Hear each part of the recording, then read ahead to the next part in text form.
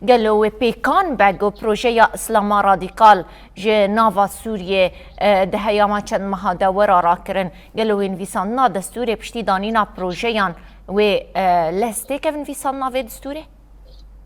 از جویه که باورم که و احمد شرع ده وان پیلان خود و دگی سری هر وها اوروبی و هزن يعني وصا ايه بباندور للدنيا و هاول بدن رولك بليزن ليه اف تشتيقو انا حيا انا افلي دوانينغو يعني تين داين افانا تاني وجه الوست نبسه يعني نكافيه قابيك تل ورقالي هالوسن باش درباري قصدي تددي تمساجني باش تدي درباري سوريا كي ديمقراط لي باش تزاني بإسلام راديكال دحمو داخو يعني دحمو قوتار وخطابة هيئة تحرير الشام ده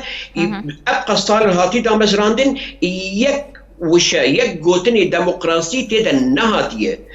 أو بحثا ديمقراطية ناكن أو بدبينين ديمقراطيات كفرة جلوما أوروبا تيدا باوره كو أب بروجوي نتشي سري ليه تخستن جوج آليكي بقابي قلت هالوستن وصاد دي آلية دنت هناك فشاري